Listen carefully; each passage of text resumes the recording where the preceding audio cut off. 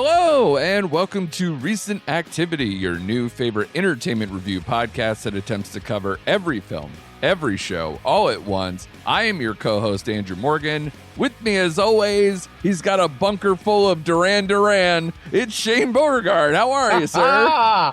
I'm doing great, buddy. Yes, Duran Duran, let's go. I love it. Are you envious of just a bunker to yourself full of vinyl and just a nice chill spot like that? Yeah, I am. Yeah. Very cozy, nice vinyl collection. Like, what more can you ask for? Let's go. And again, you're more of an 80s baby than me, at least. Like, you know, I am. You spent more of it consciously in the 80s than I did. Were you like, did you approve of the selection? It feels very British. It's very British, but I do approve of it because I appreciated Duran Duran later in life than I did earlier in life. If that makes sense. When I was in the moment in the 80s, didn't really care much for Duran Duran, but it was in the 90s, and when I got older in 2000, I'm like, you know what? This hits, and what was I doing in the 80s? I was listening to Poison and fucking Motley Crue. That's what I was doing. So fair. You also probably didn't own a boat, which seemed very important to Duran Duran at the time.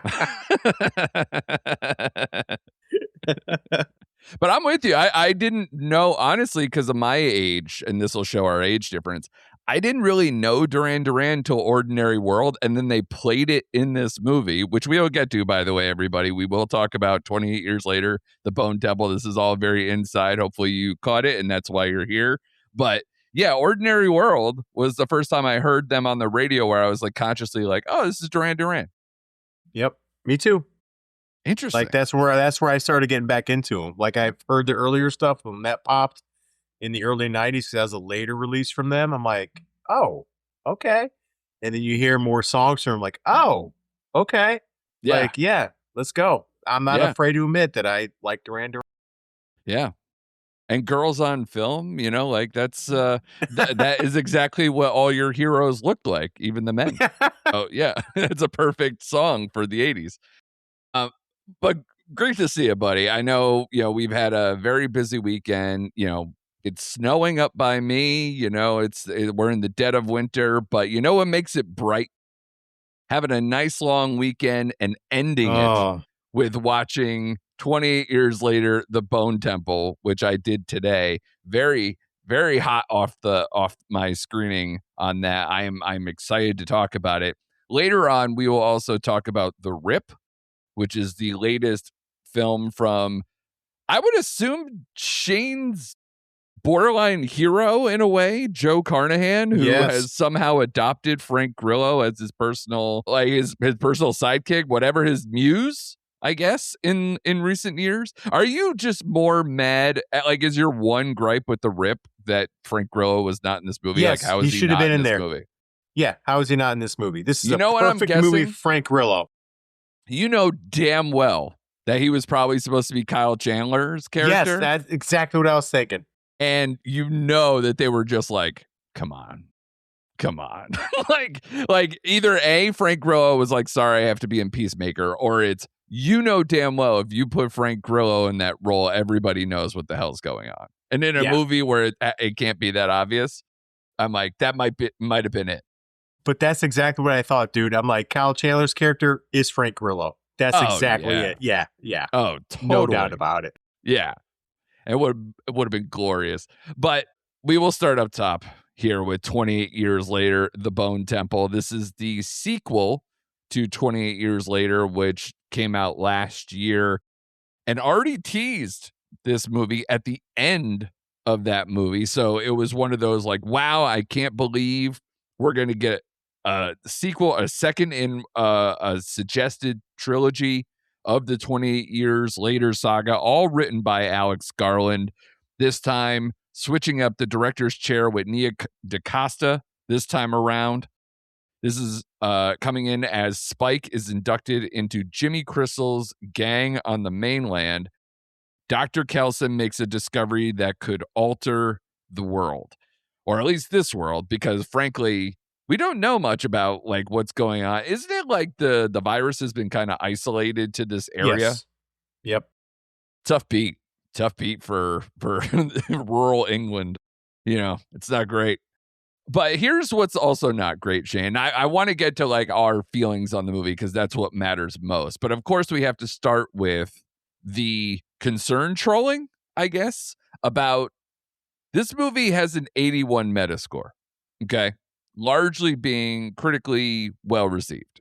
The last movie got a 77 Metascore. Okay.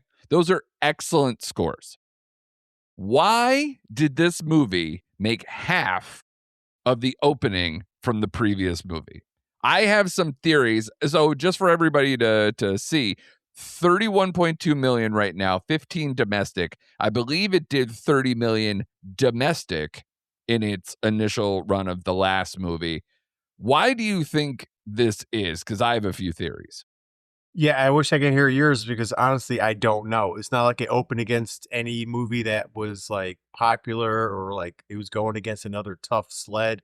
Yeah, I especially coming off the first one and the momentum that it had and leading into this one, I don't know. It makes me upset. Like it really does make it me does. upset. So I don't know. So go ahead Yeah. and let me know your theories on this.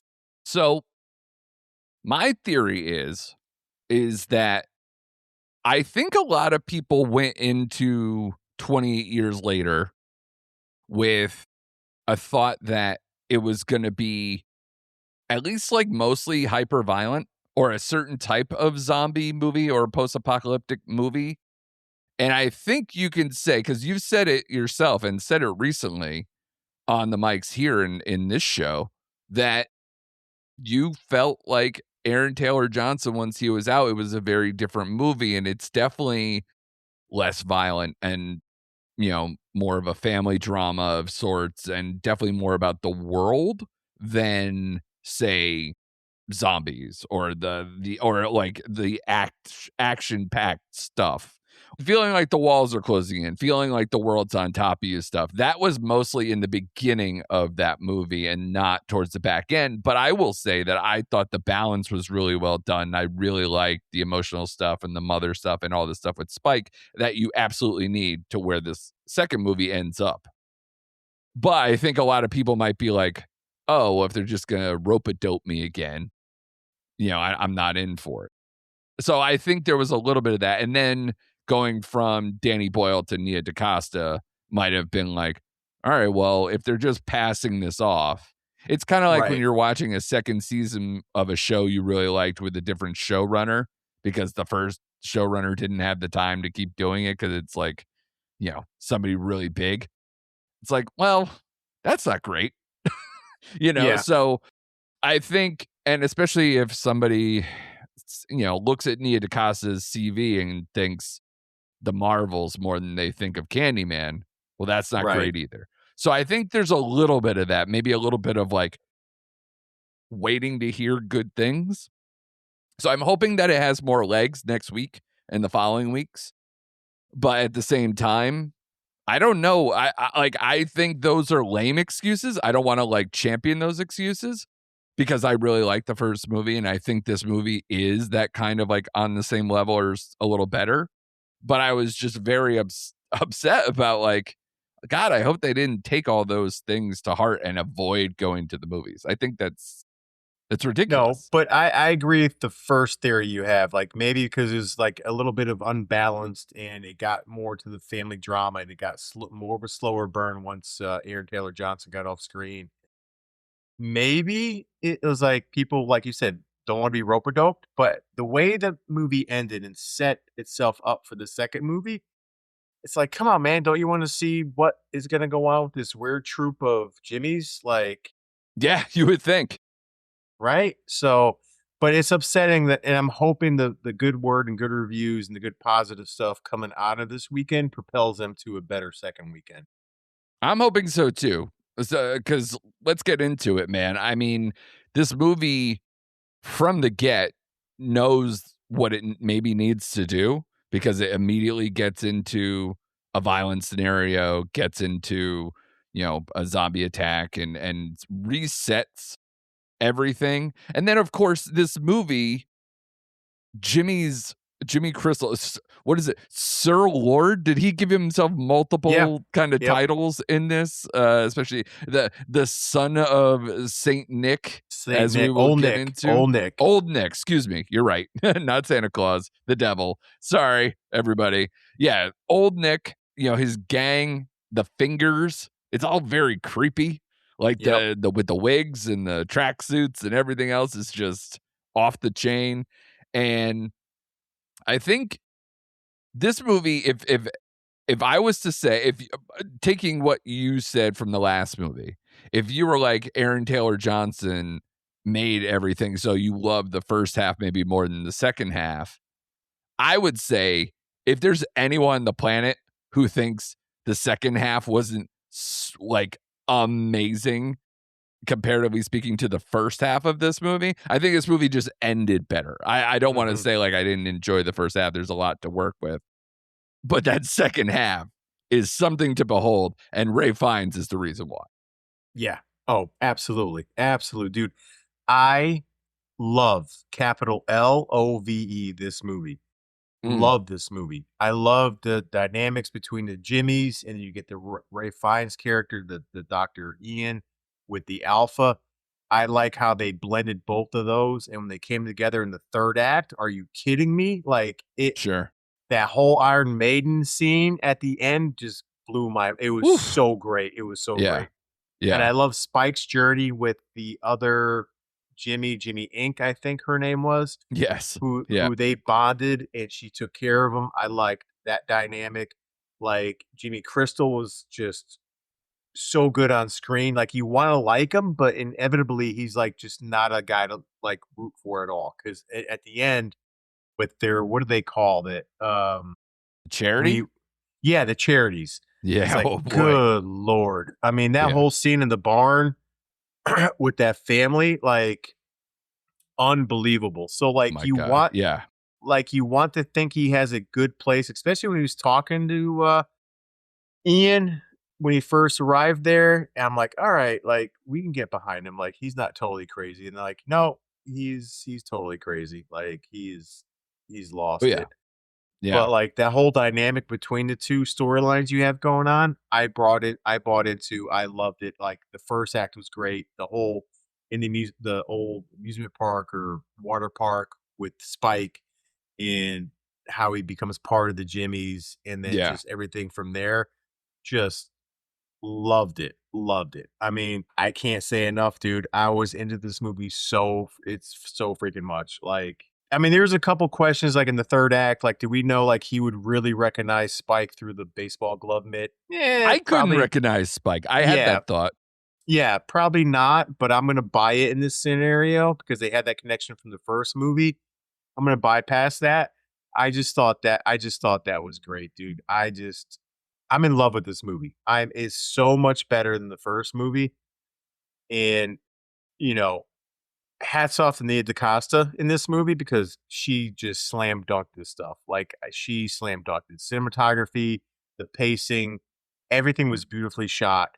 And we'll get into the third act spoilers with a character from the original movie, but, like, I love that setup heading into the third movie. Are you kidding me? Like, dude, let's go. This movie was so exciting. Way more violent, I thought, than the first movie, especially with the Jimmies, Well, I was about and to the say, yeah. yeah, and the Alpha, like, when he just, like, totally, like, took someone's spine out of their and he was eating their brains and whatever. Yeah, that was like Um, super early too. Yeah. right.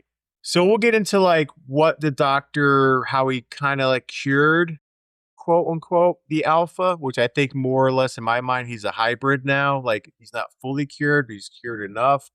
Yeah. And now with the doctor gone, like, who no one else knows the work he was doing, so they're not gonna know to administrate that medicine Yeah. to the infected.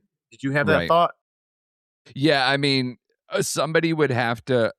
What I thought there. Well, I don't want to. We could go I know, I'm sorry, I'm straight all over the spoiler, place. like talk about the end and in a moment. But I did think there was going to be an even more direct carryover. I guess would be to answer your question, where I thought Spike and Jimmy Inc. were going to stay, and then that would have exposed some things. But we'll get to that. But I agree with you. I think. there's a lot of great scenes. I didn't always feel this like just constantly like propelling forward because it was so distinctly two different things going on between following Jimmy's gang and then also the calmness and the Yes. science and the quite frankly, this movie's fucking whacked. Like in Yes. a great way. Like if you took someone to see this movie, even if they liked, like, say they liked 28 Days Later or something, and you're like, listen, you kind of get the world. You like this kind of stuff. Just come watch Bone Temple with me. I'll fill you in if you get a little lost. Imagine the fucking buffoonery of like just someone walking in and being like, what the hell is going on with this tracksuit people? What, he's dancing with a naked zombie that they're on drugs and like listen and dancing to music and with his dick out and and all this shit. And it's like, what is this movie? If it's got the if somebody just walked in and watched you, like saw you watching this movie, the harsh judgment that you would get. You know Yeah. what I mean? It's got Yeah. that weird quality of like you walk in on the wrong scene and go, is he dancing with a naked zombie? And why is he Yeah. covered in iodine or blood or whatever he's doing? Like what the hell? So yeah, there's a lot to be like, say what? But and in fact, they literally audibly say it when Jimmy Ink catches them from afar and goes, you have to be fucking kidding me, while he's dancing with the Yeah. infected alpha. It's amazing. And I agree. And it's hilarious. And I'm glad they were that self-effacing. But yeah, between the barn scene, the fight in the train with Oh, the yeah. alpha, Yep. the let's turn this up to 11 Iron Maiden satanic thing Ooh. is just electric. Oh, And especially with him like blowing, drugs, hallucinogens, I guess, in into their their face. face Yeah. and having it go insane. And then obviously the more direct, you know, flip turn, I guess, literally and figuratively with what happens to Jimmy and how that all ends.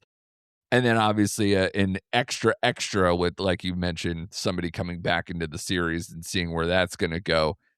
This had a lot of great stuff. I did feel at times like there was just like a lot of like there wasn't this one heartbeat propulsive thing all the time. And maybe I needed a little bit more tonal consistency, but largely I didn't care about that. I still have a high enough score on this, and it's definitely the best thing I've seen thus far this year. I think what their current scores are basically bang on. Yeah. And I think they deserve just doing something that's ballsy.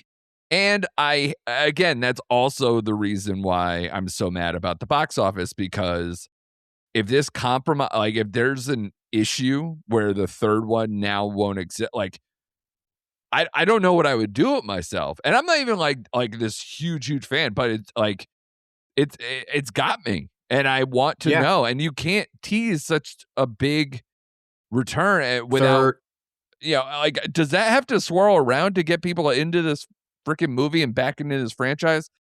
Like, do we want to just like rip the Band-Aid off now? We're like full spoilers, like let's Yeah. go for Let's the go. throat. Let's go. Yeah. Let's go. Let's go. We might as Because, well. here, I'm going to start with a funny anecdote and then we can get into it. So the spoiler that we're about to rip off is that Cillian Murphy, who was in 28 Days Later, kicking off this whole thing, center of the whole movie, is now revealed to be still alive, has a daughter, and is living adjacent enough in this land that, he's back. Here's the funny thing. I sit down, I get there early. I'm in a Cinemark movie theater. I don't know if this is everywhere, but they have like trivia stuff in the beginning, and it's Nuvi or whatever it is.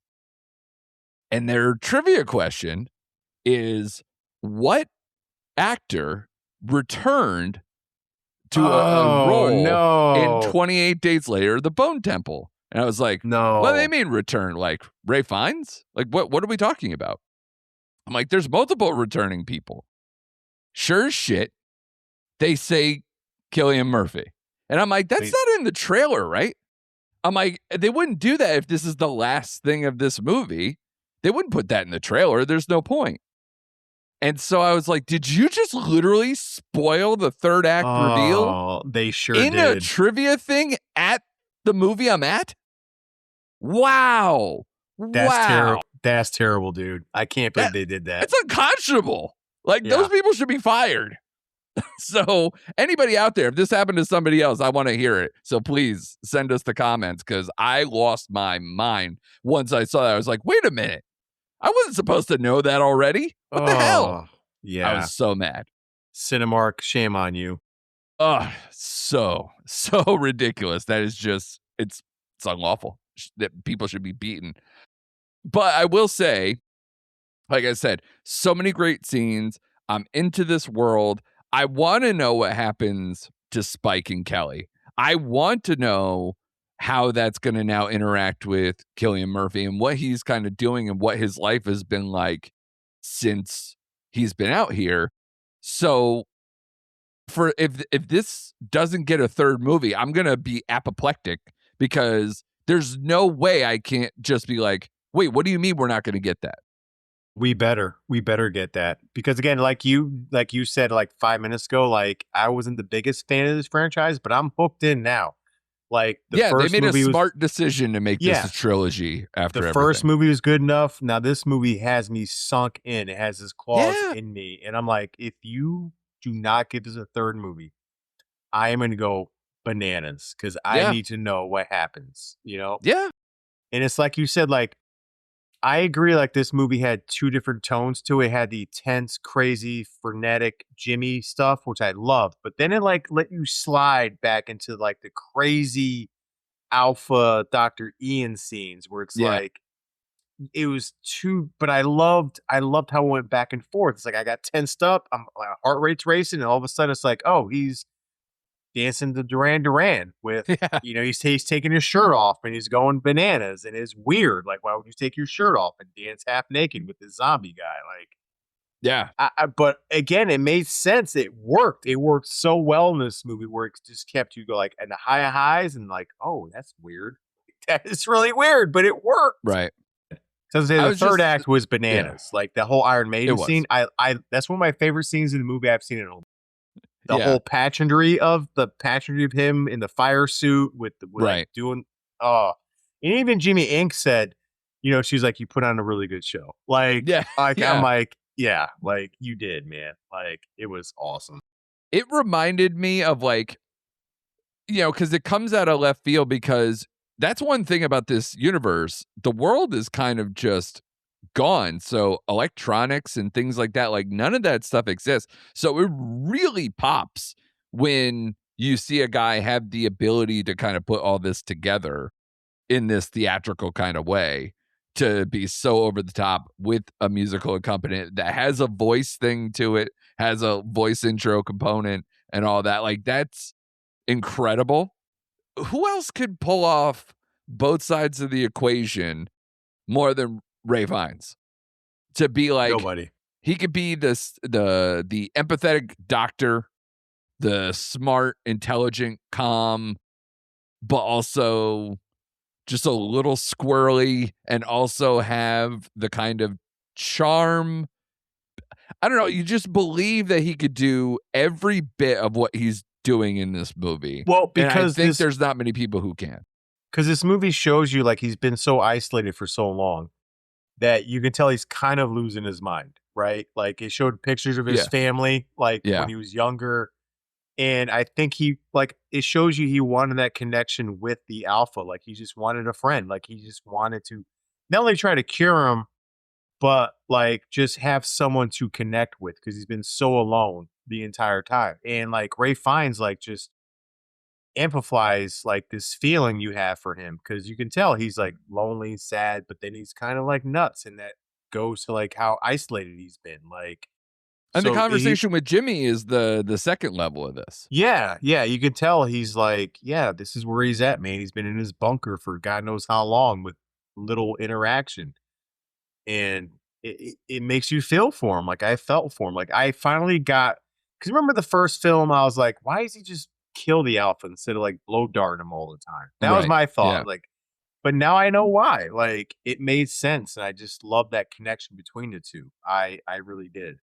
Well, he's also a man of science too, and he's Right. studying it. He has that different type of brain that everybody else in this world doesn't seem to have in this, kill or be killed kind of mentality. But that's the beauty of seeing this world through his eyes. And I like the continuation of that. The only thing is I did have to take a beat, I feel like, when the movie first started to be like, did they backtrack the timeline? Am I rewatching something or is this happening after the events is this all happening after the events of the first movie? I did have to go like, didn't we see some of this interaction? I felt like with him in the alpha and the blow dart and some of that stuff in the first movie. And Right. I We was like, did. so that's why I was like, are we backwards? Are we present? Because with Spike, we're in the present. There was no going back. It was all from where the first movie left off. So to me, that's where I had to just maybe take a beat to be like, where are we?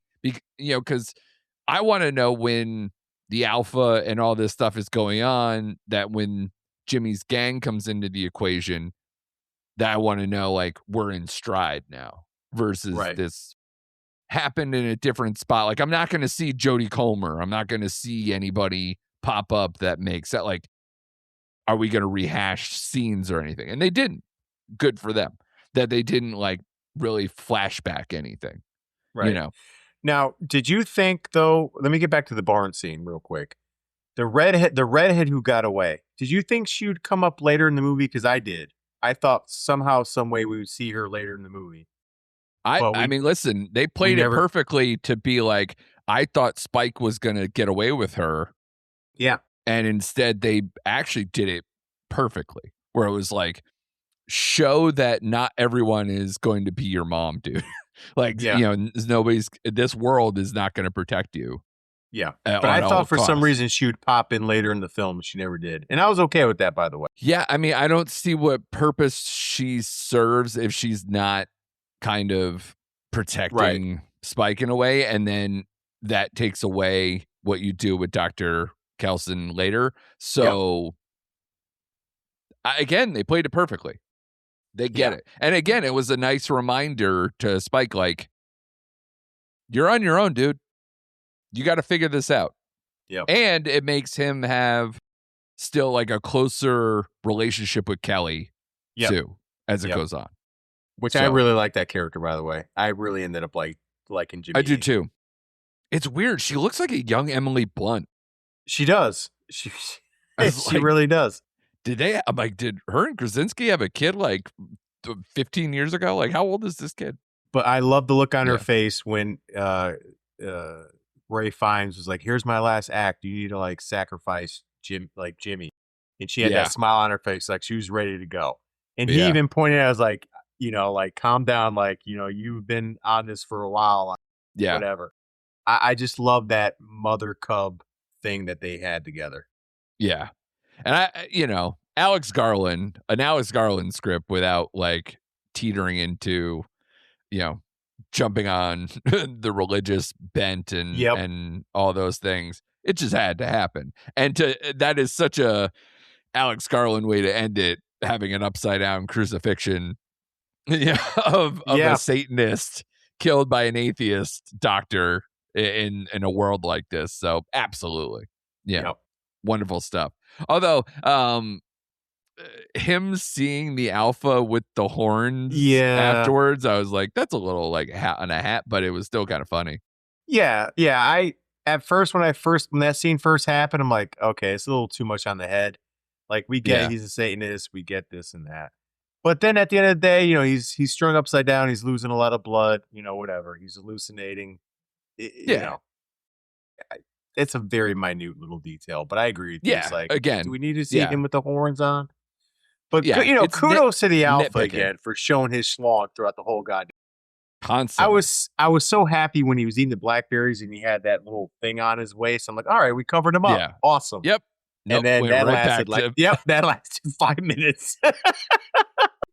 I was just like, even when he's sitting down, where like any human male is like, God, it's is at some point you're just like, is that a prop? You're outdoors, you're sitting Yeah. down. I'm like, blood flow is not in your favor, and you're still just like crushing it, just absolutely crushing it. So kudos to him, man. Yeah, absolutely. I mean, how do you get hired for that? Like, do they? Is that part of the criteria? Is be like, I think is it there would some be. like I think amazing you go through actor a who couldn't do screening. it? Yeah, I think you got to go through a screening process. Like, okay, you're my guy. Do this all the time. And yeah, I would have to think, man, because good Lord, good, like you said, sitting down and yeah, is all I can say, buddy. Yeah. But so, final thoughts here, Shane, because now that Cillian Murphy's here, the two kids survived, they're on the run. Do you have any thoughts? Because like, I didn't immediately go, all right, well, Cillian Murphy was this, so he can now help in the next stage of everything. Like, he doesn't know, the people from this world. And unless he's like hyper observant or has some larger community or something else to tie, I mean, are they going to go back to the Bone Temple and get his notes? Is that going to happen? Because, like I told you, I thought that Spike and Kelly were going to stay at the Bone Temple and find the bunker and do the whole thing, and that like something, and then they'd maybe go look for something. Maybe if there's another person who can make this work, but nobody really knew what the fuck he was doing. He was Right, the only one. right. I think my biggest question in this third film, when it first ended, my thought was Killian Murphy's mission is going to get Spike back to Aaron Taylor Johnson's community. That's where Right. my mind went. Like Spike's got to go home. Yeah. Spike's got to get back to. I thought that's where they were going, not to where Cillian Murphy lived. Right. So whether Cillian Murphy takes him back to the Bone Temple to get those notes, I don't know. That's the biggest thing I don't know about because they laid it out where like this is the cure, like this can cure them. So why would you let that just lie? You know what I mean? Like knowing there's a cure out there, why would you ignore that in the third film? But I think ultimately the third film is Spike going back home to that community. That's what I feel Cillian Murphy's mission is going to be with his daughter is getting him back to where he needs to be.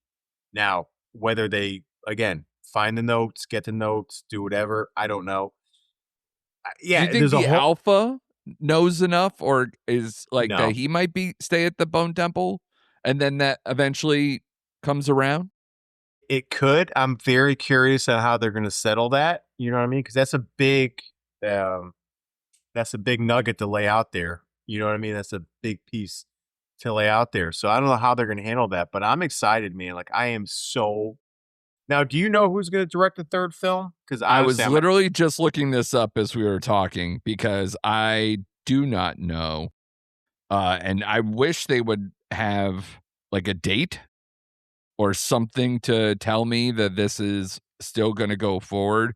It just listed as in production and written by Alex Garland as far as okay, like IMDb is concerned. So no, it's not like this scenario where they had this movie like lined up. right, But again, they have the teaser.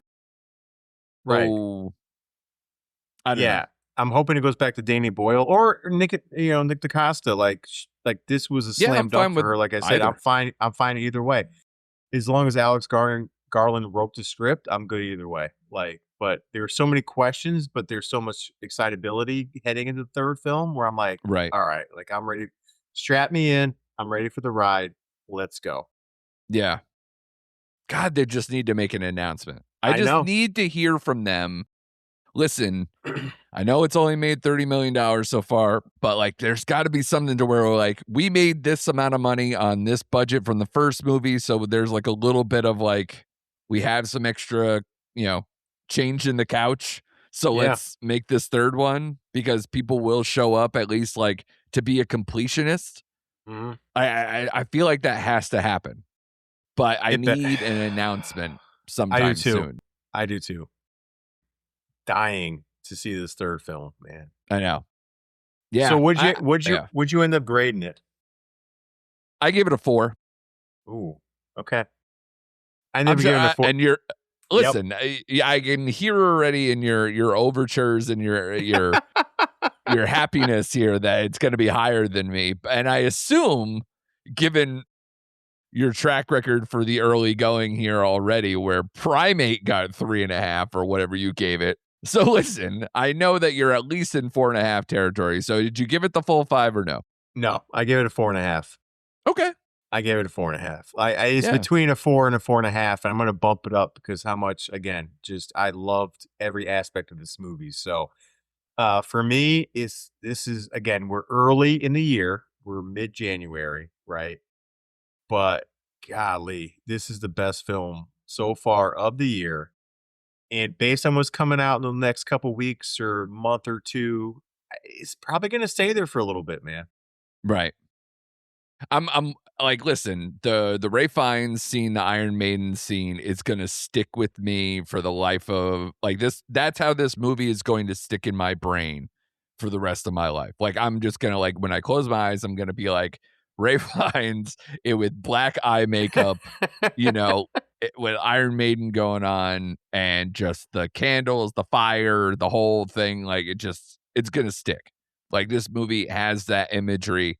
I'm glad it's here, and I'm glad we get it in January, which will be a Yes. theme to what's coming next year on the pod. But we're being blessed so early because I don't think we had anything up to this level for quite some time in 2025. So speaking of like too good for January, I do want to follow up with my review for what's on Netflix this week was for The Rip, written and directed by Joe Carnahan, starring and produced by Matt Damon and Ben Affleck. Okay. Two feelings. I didn't put it in this part in the article in the review, which you can read on what's on netflix.com, and I know you read it, Shane. The words I didn't say was I thought this had the potential in a negative way to be the instigators. That I was like, this movie might be getting dumped in January, but it has these big names and a big time director, and it's going straight to streaming. This might suck. This might suck and hurt the way the instigators sucked and hurt. But I think probably like 5-10 minutes into this movie, I was like, I get it. I'm in. Please don't break my heart. And it didn't.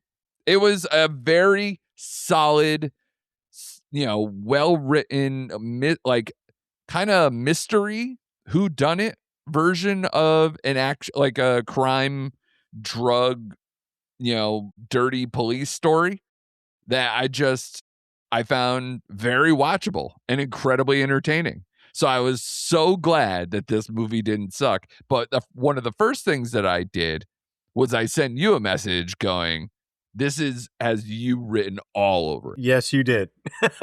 Yes, you did. So what did you think of The Rip?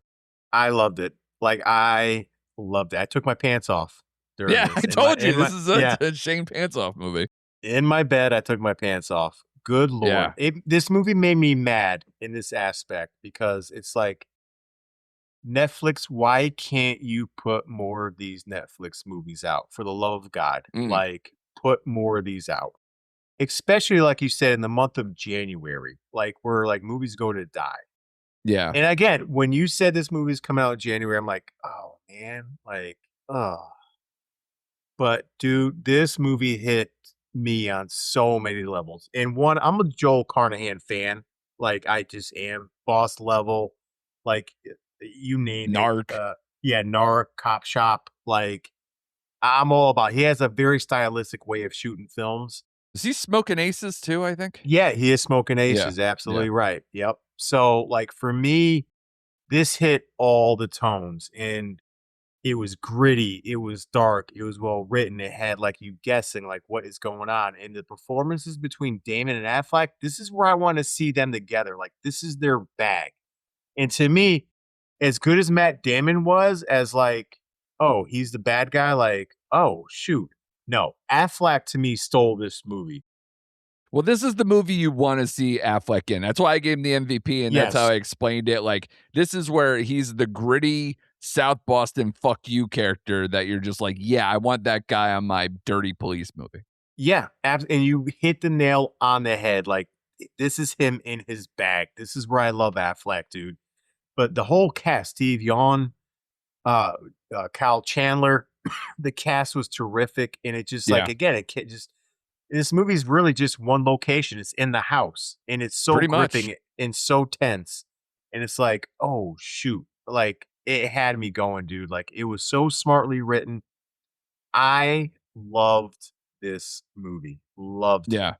Loved it. So is it, so in your, I guess, Sophie's choice, you picking this, like, where'd you score it? Did you put this on the same level as 28 Years Later, or where are you? Because the only thing that I thought, I was like, while I had a good time, I thought it was super entertaining and all this, I did think it was, especially on rewatch, once you take away the The reveal. whodunit version of Yeah. it, it does obviously lose some sensation, which again, any whodunit kind of does.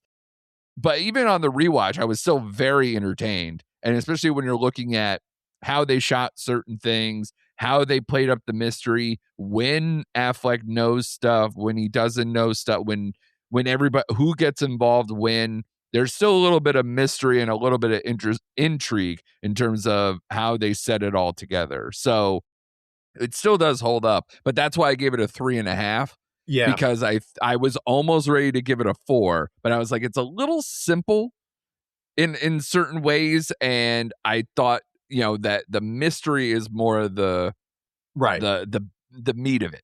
So I scored a little higher than you. I gave it a 4 because, like Okay, we discussed on certain episodes, so sometimes simple works the best, dude. totally. If you Yep. have a simple formula, as long as you execute that simple idea, it works. And this movie worked on so many levels for me. I'm not going to give it a 4.5 because I thought Bone Temple, just as a movie, cinematography, just everything else, was Yeah. just on a little Production different. design, Yeah, everything. It's production just a design was much just better movie. yeah, it was a different level. But as far as like what this movie is in its genre, I ended up giving it a 4 because it does have rewatchability for me, just to see them two on screen together. Um, and I agree, like, once you get the twist, like, it does lose it. But like you said, any who done it, like, you're gonna lose it, right? Like, Of course. Yeah. it's gonna but, it's still a good ride between Damon and Affleck, like, see them on screen, especially Affleck, dude. I was like, "Okay." So, yeah, I gave it a 4 out of 5, man, just a little notch higher than you. Yeah. I did appreciate, though, when I went back and just certain scenes where I was like, you now know when somebody knows something. So you go back and you go, how did they direct it? How did they shoot it? How did they set up certain scenes to where it's like, it made you believe that almost everybody's dirty Yep. on some level throughout every part of this movie up until when everything is revealed. Yes. So I think that's probably the best thing you could say about this movie is Yeah, that not only that they put the ball in the air. Yeah, not only that, like when a movie's shot 90% in one location and it has you guessing, it has you that tense and it has you on your toes, like what is Yeah. going on. I Yeah, love those type of movies, man. for sure. Keep it in the house, in the garage, like everything is going on. You don't know what's going on. I just love it, man. It's well done. So kudos to Carnahan. Love that guy. Just as we noted at the top, Frank Grillo should have been in this goddamn movie. It's true.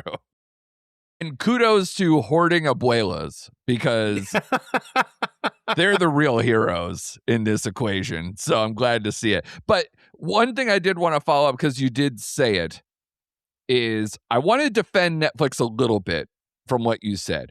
Yes, they should have maybe more of these. And it seems like 2026 might have some more of these because they have a lot of crime thrillers. I kind of talked to you about it. And if you want to go look at my top 5 most anticipated Netflix original movies, that article is also out on what's on netflix.com. So if you search my name, Andrew Morgan, you'll find all my articles and find that one. Ben Affleck has a crime thriller later in the year that he's directing and starring Okay. in, him and Gillian Anderson. So that's going to be great. or at least it sounds great. Denzel Washington, Robert Pattinson is in a crime thriller later in the year. Hell yeah. And then Robert De Niro, Adam Scott, and a bunch of other people are in another crime thriller that has to deal with a serial killer that may or may not be played by Michael Keaton. Oh, hell okay. yeah. So I think that they finally were like, listen, we're doing all these true crime docs. We're doing all this. Why the hell are we not? We work with David Fincher. And it's weird in a year where David Fincher is doing kind of like, I don't know, a little more like cheeky, like continuing adventures of Cliff Booth movie that's written by Tarantino. Then everybody else is just trying to do the Fincher thing with other directors Right. a little bit. So it's kind of funny to me. It's kind of funny that that's going on. And Psycho Killer's coming out in theaters with the writer of, a lot of Fincher's more prominent movies.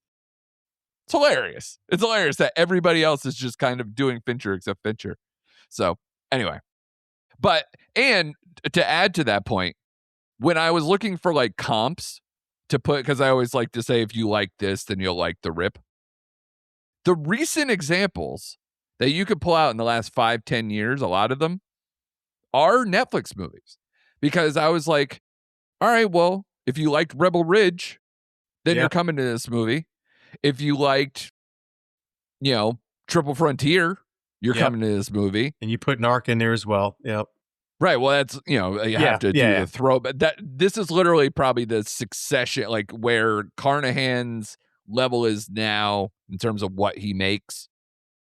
It's not as gritty as Narc. This is like an updated version of that, or what audiences like more now than back in the, what is that, early 2090s? It's like 90s, late 90s, early 2000s. Late 90s? Yeah. Yep. Back when Ray Liotta was still a leading man, I guess, But yeah, I did want to at least give them that little nod, because when I was looking at recent examples of crime dramas, especially if they had to do with police and whatever, the last like studio movie that I was looking at was probably more End of Watch. And End of Watch is what, 7-8 years ago now? More? Oh, longer than that, yeah. So, and it shows. Yeah. So I think that's what impressed me, at least, is that at least they're making the effort in terms of the genre. And it looks like there might be more behind it now that I'm looking ahead to what's coming in 2026. So let's go, Netflix. I know. I'm hoping. That's all I can say. Let's feed the beast, man. We're here for it. Let's do it. Yep.